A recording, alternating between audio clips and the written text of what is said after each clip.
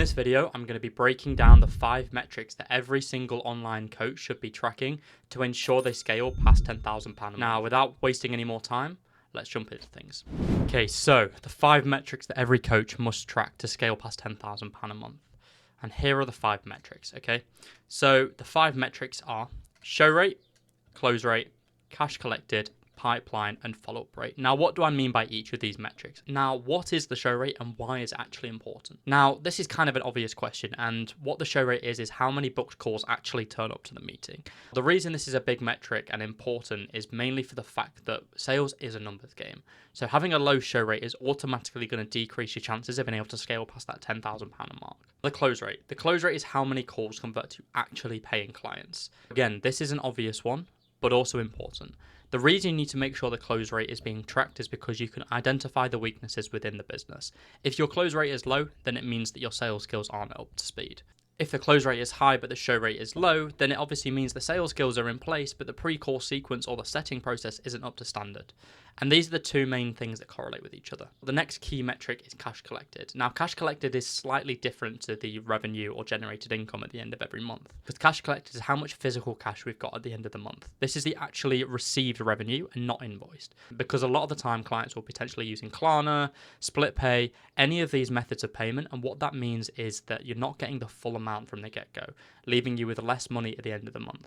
So cash collected is the sum of all payments, and we've got to make sure this is as high as possible to make sure that each month we're getting to the level we need to be at. The next one is pipeline. So this is the quality of leads, but also the speed of them being booked to close. We want to make sure that during the process of booking somebody in, that they're not waiting longer than 2 to 3 days, as after that, you have a higher chance of them no-showing or forgetting about the call entirely, or potentially all the pain that was dug out during the setting process has now been made irrelevant.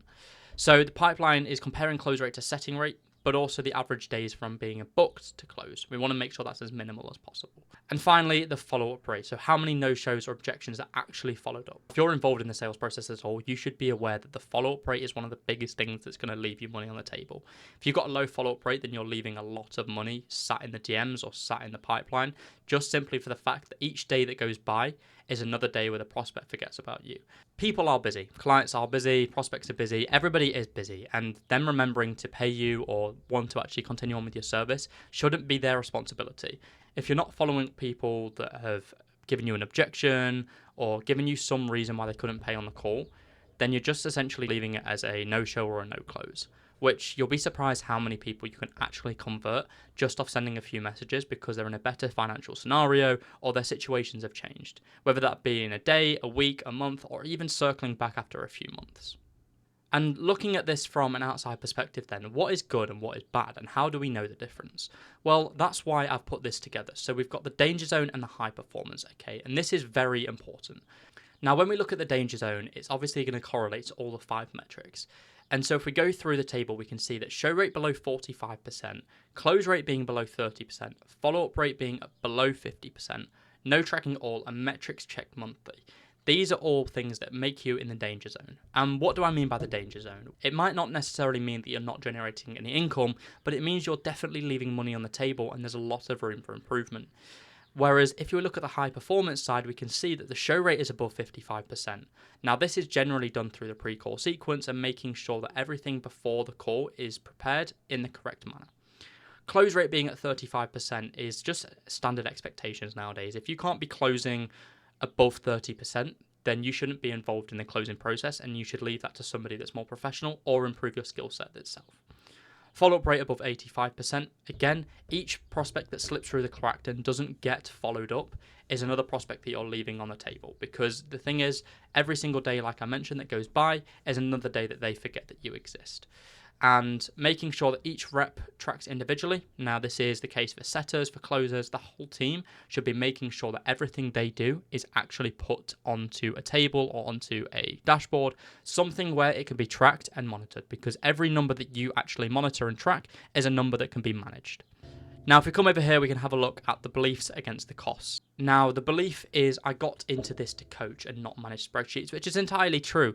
However, the cost of that is there's no system that ever gets built and the revenue's tied to your energy forever. Meaning if you don't want to do something, then you're not going to do it and it's going to restrict you from earning more and getting to your potential earnings. Now, the next belief is I don't know what numbers actually matter. And the cost of this is it means that anything that you aren't aware of is going to cause you to leak revenue every single week. Because think about it like this. If your show rate is high, but your close rate is low, then that means that you're obviously missing out on deals just for the fact that you cannot close them yourself. Even if you hire a closer and it boosts the closing rate by 10%, and they take 10% commission, the actual generated income for yourself will be way higher, also giving you more time as well. Now, the other belief is the fact that leads aren't just good enough right now, which is a matter of a couple things. But the main thing is that's not the real problem. The real problem is down to either the pre-call sequence, as I mentioned, in terms of show-up rate, could be also the close rate again, but also when we say that the leads aren't good enough, it means we're not doing anything about it, because there's a variety of reasons that leads aren't potentially good enough, and that needs fixing. So with that, if it doesn't get fixed, you can have the same result each month, potentially meaning that you're not going to scale ever.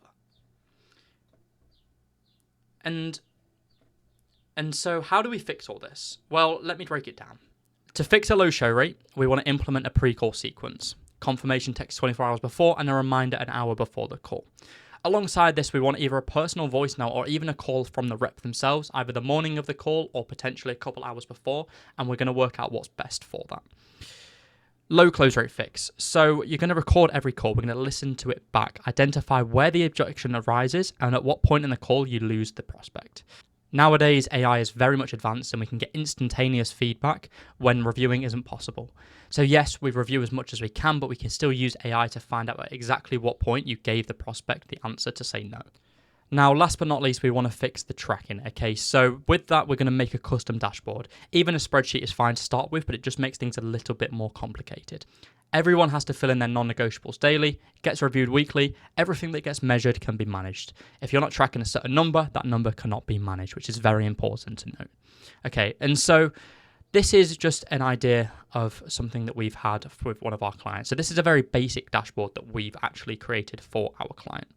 Now, this is Ryan Mitchell Coaching. He's allowed us to use the name here. We're just obviously not giving away the setting team and the closing team because that's personally managed by ourselves. So if we look here, we can obviously see the total cash for the month is £18,000, okay, which is, quite good for a fitness and mindset coach. However, with that being said, that's 6 deals that have been closed. So each of these are an average order value of £3,000, which is great. And with that being said, we can see the fact that we've had 27 booked calls here with a show rate of 64% and a close rate of 43%. That's generated as £18,000. And with that, that's from 2,877 DMs.